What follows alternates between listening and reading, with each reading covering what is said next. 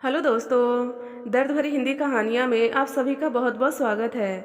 आगे बढ़ने से पहले यदि आपको यह कहानी पसंद आए तो प्लीज़ वीडियो को लाइक करें, शेयर करें और हमारे चैनल को सब्सक्राइब करना ना भूलें। तो चलिए बिना देर किए हुए कहानी की शुरुआत करते हैं। सुबह से ही दीपा उदास थी। वे बार बार घड़ी की तरफ देखती।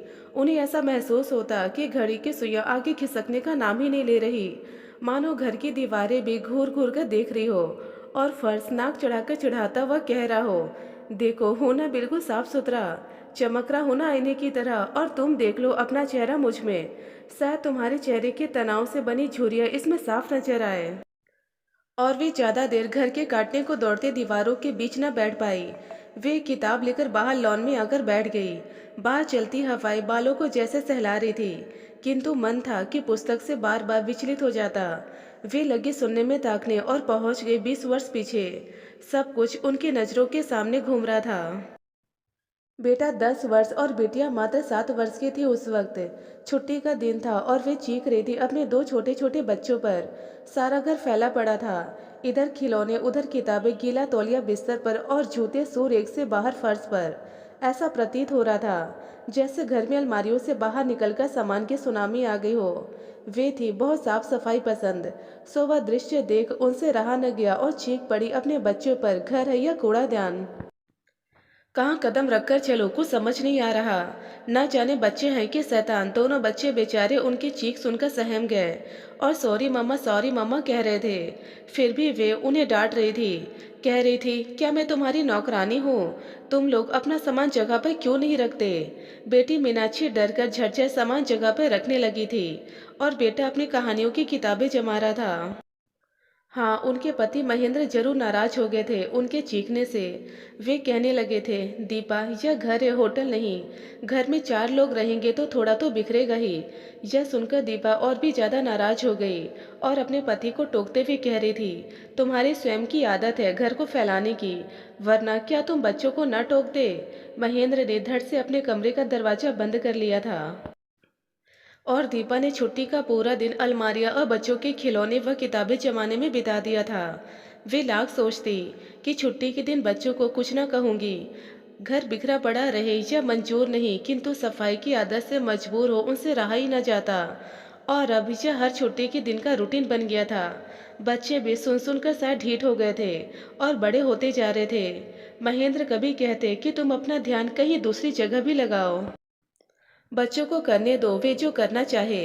किंतु दीपा को तो घर में हर चीज अपनी जगह पर चाहिए थी और पूरी तरह से व्यवस्थित भी। सो लगी रहती अकेली वे उसी में और अंदर ही अंदर कुढ़ती भी रहती। एक तरफ से उनका कहना भी सही था कि हम महंगे महंगे सामान घर में लाते हैं इसलिए न कि घर अच्छा लगे, न कि कूड़ेदान सा। किंतु हर बात की अपनी एक सीमा होती है। सो महेंद्र चुप रहने में ही अपनी भलाई समझते। दीपा अपना दिल मानो घर में ही लगा बैठी थी। विवाह के बाद एक ही साल में बेटे का जन्म हो गया और दीपा ने अपना पूरा ध्यान बेटे की परवरिश व गृहस्थी को संभालने में लगा दिया था। उम्र बढ़ती जा रही थी, साथ ही साथ बच्चे भी। घर पहले की अपेक्षा व्यवस्थित रहने लगा था। वक्त मानो पंख लगा उड़ता जा रहा था और दीपा के चेहरे की झुर्रियों की संख्या दिन प्रतिदिन बढ़ती जा रही थी और साथ ही मन में बढ़ती कड़वाहट भी। उन्होंने अपना पूरा ध्यान सिर्फ घर को सजाने, बच्चों को पढ़ाने, उन्हें अच्छे संस्कार देने व अनुशासित करने में ही लगा दिया। इन सब के चलते शायद वे यह भी भूल गई कि खुशी भी एक शब्द होता है और कई बार हमें दूसरों की खुशियों के लिए अपनी आदतों को छोड़ आपस में सामंजस्य बैठाना पड़ता है।